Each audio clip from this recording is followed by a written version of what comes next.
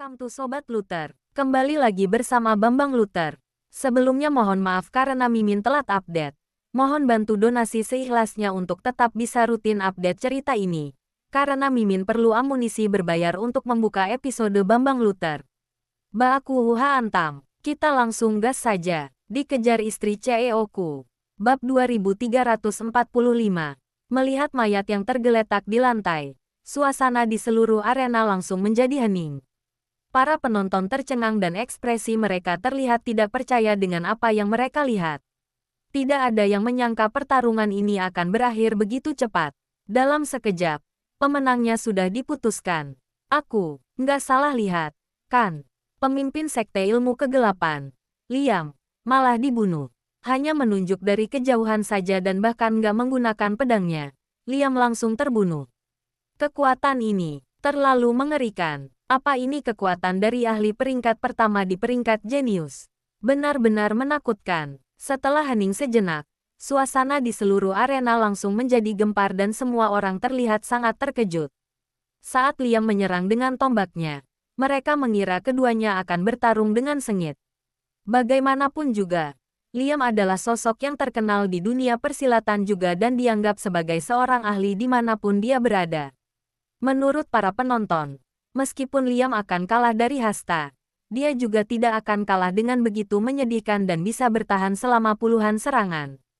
Namun, dari awal hingga akhir pertandingan, Hasta hanya mengeluarkan satu serangan. Mereka bahkan belum sempat melihat dengan jelas kejadiannya. Liam sudah mati. Kelihatan jelas, kekuatan keduanya berbeda jauh. Nggak disangka Hasta ini begitu hebat.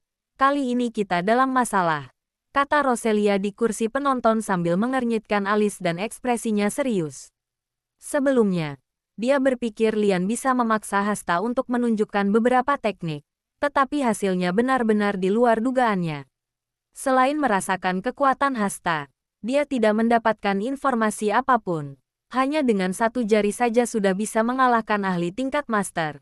Mungkin hanya beberapa orang di sini yang bisa melakukannya, kata Roselia yang duduk di kursi penonton sambil mengernyitkan alis dan ekspresinya serius.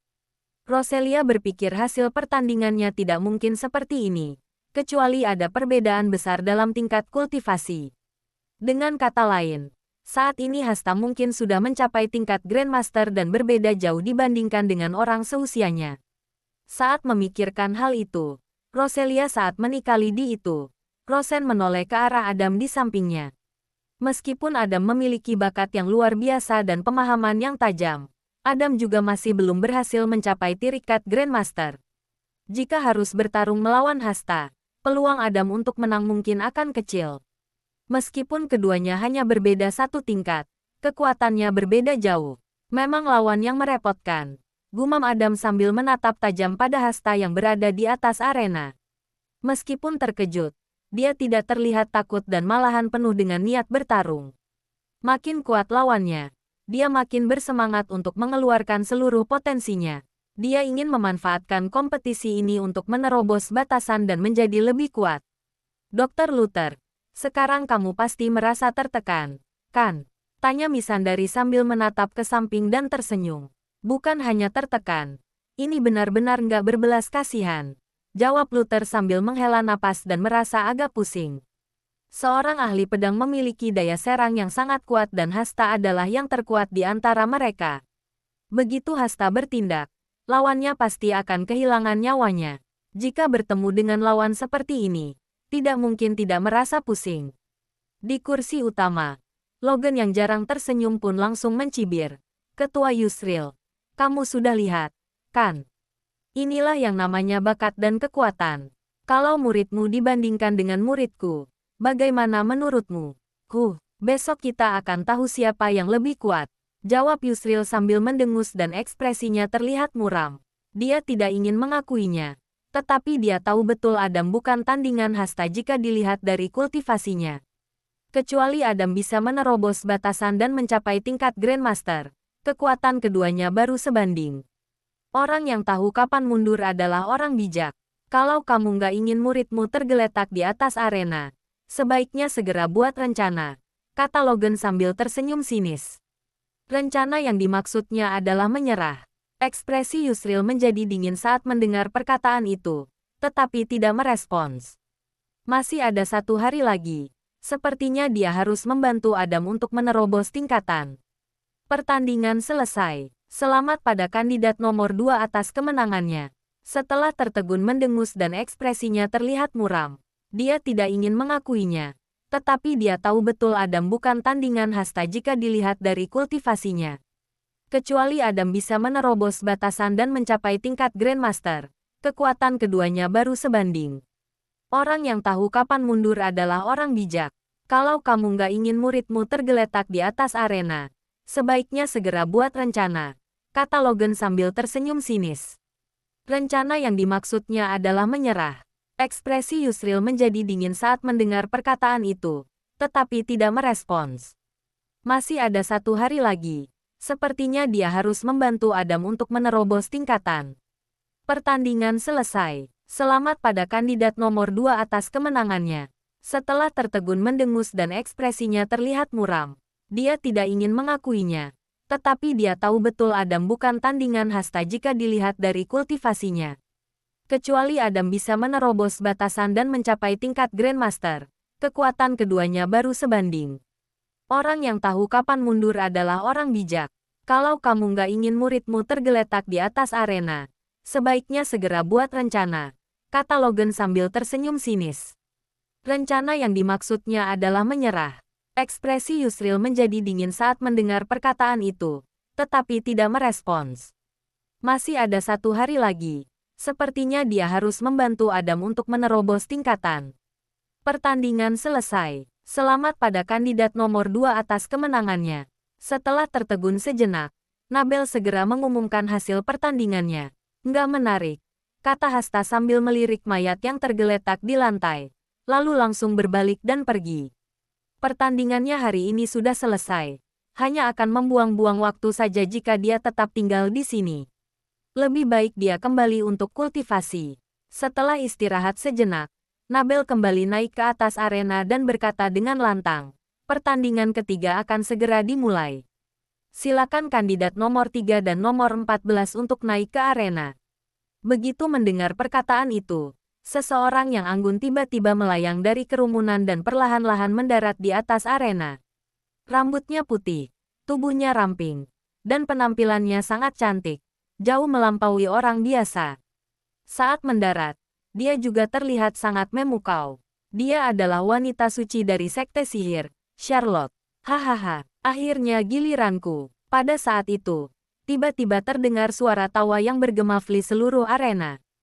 Tak lama kemudian, terlihat sosok hitam besar memelesat dan langsung mendarat di atas arena dengan kuat setelah melompat dari jarak ratusan meter. Bang! Terdengar dentuman saat sosok hitam itu mendarat di atas arena dan menciptakan 2 jejak kaki yang dalam di permukaan arena yang kokoh. Saat para penonton melihat dengan saksama, mereka menyadari sosok yang baru saja naik ke arena adalah kandidat asing dengan tubuh yang besar dan dijuluki sebagai gorila hitam, Giorgio. Bab 2346. Sebelumnya orang-orang sangat kesal dengan tindakan Giorgio yang menyiksa jasad Yoda kini. Banyak yang bergosip dan memaki melihatnya kembali ke arena. Buset, aku kesal sekali melihat gorila jelek ini. Aku ingin sekali membunuhnya. Dia nggak punya peri kemanusiaan. Cih, dia cuma beruntung sebelumnya. Kali ini, dia pasti mati bertemu wanita suci sekte sihir. Orang-orang sungguh kesal melihat Giorgio. Namun, Giorgio tidak peduli. Hanya menatap Charlotte lekat-lekat. Muncul senyuman jahat pada wajahnya. Hasrat pada tatapannya pun tidak bisa disembunyikan. Tes, cantik. Bertarung itu tugas pria. Sebagai wanita, tanggung jawabmu adalah melahirkan keturunan. Giorgio terus mengamati Charlotte dari atas hingga bawah. Senyumannya makin lebar. Sayang sekali. Pesilat negara Drago lemah. Kamu nggak bakal puas. Tapi, aku bisa membuatmu terbang sampai ke awang-awang. Hahaha. Giorgio tertawa terbahak-bahak. Ucapannya ini membuat orang-orang makin murka. Gorila sialan, aku bisa saja naik ke arena dan membunuhnya sekarang. Bajingan ini sombong sekali. Aku nggak tahan lagi. Aku juga. Hari ini, aku harus mencabik-cabiknya. Merayu wanita di depan umum sudah merupakan tindakan menjijikkan. Giorgio malah menghina pesilat negara Drago lagi. Tindakan ini sungguh tidak bisa ditoleransi. Saking emosinya, beberapa pesilat yang naik pitam langsung maju ke arena. Mereka benar-benar berniat menghabisi Giorgio. Akan tetapi, para murid Gunung Narima yang bertugas menjaga ketertiban segera menghentikan. Mereka juga murka, tetapi masih berpikiran jernih. Apapun yang terjadi, tidak boleh ada yang mengganggu proses pertarungan. Kalaupun ada yang ingin bertarung, pertarungan harus terjadi di arena. Sekelompok manusia bodoh. Giorgio menoleh melirik para pesilat yang sibuk memaki. Dia sama sekali tidak takut. Sebaliknya, dia tersenyum mencemooh dan mengacungkan jempol ke bawah. Tindakannya ini sungguh memprovokasi. Para pesilat negara Drago makin murka. Mereka tidak tahan dihina oleh pesilat asing. Mereka lebih memilih dibunuh daripada dihina seperti ini. Sialan, matilah kamu, berengsek. Aku mau bunuh dia. Dasar binatang, kamu harus mati. Para pesilat langsung menerobos blokade murid Gunung Narima dan hendak naik ke arena. Ketika melihat ini, Giorgio tersenyum jahat sambil mengepalkan tangannya. Dia ingin memanfaatkan kesempatan ini untuk membunuh para pesilat negara Drago. Saat ini, sebuah sosok yang tegap turun dari langit dan berdiri di tengah. Sosok itu tidak lain adalah Nabel, sang wasit. Nabel sontak melambaikan tangan kirinya. Angin kencang berembus, membuat para pesilat di bawah arena InWV00 terhempas hingga beberapa meter. Kemudian, Nabel melambaikan tangan lagi dan sebuah cahaya biru menyelimuti seluruh arena. Seorang pesilat mendekat dan menyentuh cahaya itu. Sekujur tubuhnya tiba-tiba bergetar bak disambar petir. Tangan dan kakinya pun mati rasa. Kalian boleh menyelesaikan masalah dengan bertarung di luar sana. Tapi, nggak boleh ada yang mengganggu proses kompetisi. Nabel memberi peringatan kepada para pesilat di bawah arena. Sesudahnya, dia melirik Giorgio. Kamu juga sama. Kalau memprovokasi orang lagi, tanggung sendiri akibatnya. Giorgio hanya menyeringai dan tidak menanggapi. Dia tidak takut pada pesilat biasa negara Drago. Namun, dia tahu Nabel bukan pesilat biasa sehingga tidak berani memprovokasinya. Jangan buang-buang waktu lagi. Kompetisi dimulai. Nabel tidak berbasa-basi lagi. Jika terjadi keributan, mereka yang akan repot. 4. Cantik. Gimana saranku tadi? Kamu mau mencoba keperkasaanku nggak? Goda Giorgio lagi. Nggak usah terburu-buru. Setelah aku memotong lidahmu, mencungkil matamu, dan mengebirimu, kita baru bicarakan lagi. Timpal Charlotte dengan dingin. Begitu ya, kalau begitu, kita lihat apakah kamu punya kemampuan melakukan semua itu. Giorgio menyeringai. Dengan kemampuannya, mudah saja baginya untuk melawan wanita yang bertubuh lemah. Tentunya, dia tidak akan terburu-buru, karena ingin mempermalukan seluruh pesilat negara Drago. Ular. Maju. Tanpa berbasa-basi, Charlotte langsung melambaikan tangannya. Sebuah bayangan sontak memelesat keluar dari lengan baju Charlotte dan mengincar leher Giorgio. Cantik. Seranganmu ini lemah sekali. Giorgio terkekeh-kekeh tanpa mengelak. Saat berikutnya, dia meraih tubuh ular itu. Bentuknya memang ular. Namun, ketika ular itu mendongak, wajahnya adalah wajah manusia.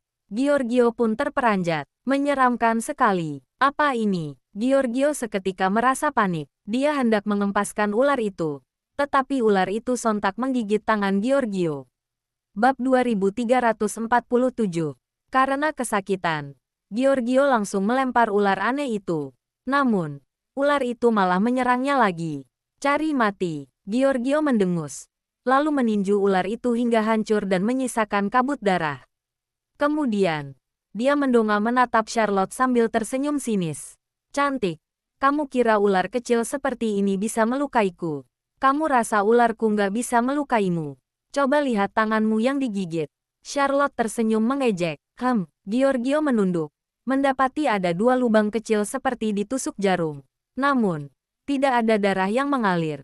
Hanya saja, ada warna hitam yang terlihat aneh di sekitar luka itu. Warna hitam itu jauh lebih gelap daripada kulit Giorgio. Yang paling aneh adalah bekas itu terus menjalar ke pembuluh darah Giorgio. Dalam sekejap, bekas itu sudah sebesar setengah telapak tangan Giorgio. Apa ini? Giorgio mengernyit. Senyumannya pun hilang. Dia tahu dirinya tahan terhadap berbagai serangan sehingga tidak peduli dengan serangan Charlotte tadi. Siapa sangka, racun ular aneh itu berhasil menerobos pertahanannya. Giorgio yang tidak tahu racun apa itu pun mulai merasa gelisah. Dia punya firasat bahwa racun itu bisa membahayakan nyawanya jika terus menjalar di tubuhnya. Bagaimanapun, Giorgio punya fisik kuat dan tahan terhadap berbagai serangan, tetapi bukan kebal terhadap racun. Setelah memikirkan ini, dia tidak berani menurida lagi. Tangan kirinya tiba-tiba berubah menjadi pisau hitam. Saat berikutnya, dia menebas tangan kanannya sendiri. Darah seketika bercucuran. Hanya saja, karena Giorgio punya pertahanan yang kuat, sekalipun dia menebas tangannya sendiri, tangannya tidak langsung putus. "Ark!" teriak Giorgio yang kembali mengangkat pisau. Dia menebas untuk kedua kali dan akhirnya berhasil. Pemandangan mengerikan ini membuat para penonton bergidik ngeri. Mereka tidak menyangka Giorgio akan begitu kejam pada diri sendiri. Tangan Giorgio jatuh ke lantai dan membusuk dengan cepat. Hanya dalam sesaat, tangan itu telah menjadi genangan darah. Cepat juga reaksimu. Kalau racun itu menyebar ke seluruh tubuhmu, bukan cuma tanganmu yang bakal putus. Charlotte mengangkat alis dan merasa cukup terkejut. Ular tadi adalah ular yang sangat beracun yang dibina oleh sekte sihir. Kelihatannya kecil dan lemah, tetapi nyatanya sangat ganas. Siapapun yang digigit dan tidak segera diobati, akan berubah menjadi genangan darah dalam waktu 3 menit. Charlotte tidak menyangka Giorgio akan membulatkan tekad untuk memotong tangan sendiri.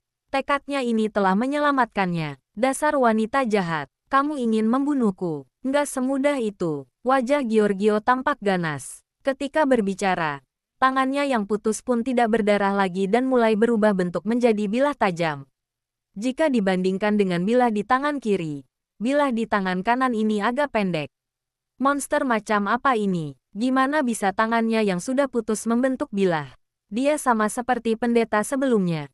Gorila ini pasti pernah mengubah gennya juga. Cih, menjijikkan sekali. Perubahan pada tangan Giorgio membuat para penonton berdiskusi. Pantas saja, Giorgio berani memotong tangannya. Ternyata tangannya bisa berubah bentuk. Tinju menjadi bilah. Tingkat bahayanya jelas jauh lebih tinggi. Aku ingin membuatmu terbang ke awang-awang. Tapi kamu malah begitu kejam padaku. Sepertinya aku cuma bisa membunuhmu. Giorgio merentangkan kedua tangannya. Di bawah sinar matahari, bilah itu memancarkan cahaya hitam. Tapi, tenang saja. Aku bakal membunuhmu dengan satu serangan. Aku nggak bakal menyiksamu, soalnya tubuhmu seksi sekali. Aku ingin menggunakannya. Hehe. Lanjut Giorgio. Dasar nggak tahu diri. Aku awalnya nggak berniat menyiksamu. Tapi, sekarang aku berubah pikiran. Tatapan Charlotte tampak dingin. Dia melambaikan tangannya. Sebuah cahaya merah memelesat keluar dari lengan baju Charlotte dan mengincar dahi Giorgio. Setelah kejadian sebelumnya, Giorgio tidak berani bersikap lalai lagi. Dia segera menebas melihat cahaya merah itu mendekatinya. Terdengar suara ledakan yang cukup kuat. Cahaya merah itu sontak meledak. Kabut racun merah melahap Giorgio dan menyebar kemana-mana. Untungnya, ada cahaya halilintar Nabel yang membantu menghalangi. Ark, Giorgio yang berada di dalam kabut merah sontak berteriak histeris. Saat berikutnya, dia menerobos kabut merah itu secara gila-gilaan. Meskipun hanya berada di dalam kabut merah selama beberapa detik, kini sekujur tubuh Giorgio membusuk dan berdarah. Yang paling aneh adalah masih ada kabut merah yang menempel di tubuhnya dan terus menggerogoti tubuhnya. Terdengar pula suara mendesis seperti daging yang sedang dibakar. Giorgio berusaha menggerakkan tubuhnya untuk mengempaskan kabut merah itu, tetapi tidak ada hasil apapun. Setelah area luka yang membusuk memperlihatkan tulang putihnya, kabut merah itu baru menghilang. Penampilan Giorgio sungguh menyedihkan. Meskipun tidak fatal, rasa sakit masih belum berhenti sampai sekarang. Rasanya berkali-kali sampai sekarang. Rasanya berkali-kali lipat lebih sakit daripada saat tangannya dipotong tadi. Jalang, akan kubunuh kamu, pekik Giorgio sambil menyerbu ke arah Charlotte. Saat ini, niatnya hanya ada satu, yaitu membunuh Charlotte. Bab 2348. Ark, Giorgio berseru sambil menerjang ke arah Charlotte. Kedua bilah di tangan yang memancarkan kilatan dingin berhasil menembus leher Charlotte. Karena kecepatan Giorgio terlalu tinggi, dia pun meluncur beberapa meter sebelum perlahan-lahan berhenti. Hahaha, jalang. Ini akibat dari membuatku marah. Giorgio menoleh sambil tertawa dengan wajah ganas. Racun tidak berguna. Kekuatan barulah aspek terpenting untuk menentukan pemenang. Hei, apa yang kamu tertawakan? Tiba-tiba, terdengar suara jernih dari depan sana. Giorgio pun termangu. Dia mendongak, melihat Charlotte menatapnya seperti menatap idiot. Seketika, senyuman Giorgio hilang dan digantikan keterkejutan. Apa yang terjadi? Bukankah pisaunya berhasil menembus leher Charlotte? Kenapa tidak ada luka sedikit pun? Apa mungkin serangannya meleset? Ini tidak mungkin. Gerakannya sangat cepat tadi. Selain itu, Charlotte jelas-jelas hanya berdiri di tempatnya tadi. Tidak mungkin ada yang meleset. Sebenarnya apa yang terjadi? Aku pasti bisa membunuhmu. Karena tidak punya petunjuk apapun, Giorgio memilih untuk tidak dipikirkan lagi. Dia masih bisa melancarkan puluhan, ratusan, bahkan ribuan serangan untuk membunuh Charlotte. Apapun caranya, Giorgio akan membuat Charlotte menanggung konsekuensinya. Dia kembali merentangkan kedua tangannya dan berubah menjadi sisa bayangan yang memelesat ke depan. Bab 2340. Giorgio punya fisik kuat dan kemampuan pemulihan yang luar biasa. Asalkan masih hidup, dia bisa terus bertarung. Pada akhirnya, lawan pasti akan mati kelelahan. Dasar cari mati. Ketika melihat bayangan di depan, Charlotte sama sekali tidak menghindar dan hanya melambaikan tangannya. 3 buah bola besi berwarna hitam sontak dilemparkan ke atas kepala Giorgio. Itu adalah senjata rahasia Sekte Talasi, bunga pembunuh. Setelah kejadian sebelumnya, Giorgio tidak berani menebas lagi. Dia sontak berjinjit dan buru-buru menghindar. Namun, bunga pembunuh tiba-tiba aktif. Wosh, wosh, wosh. Ribuan jarum beracun menancap ke tubuh Giorgio, membuatnya seketika terlihat seperti landak.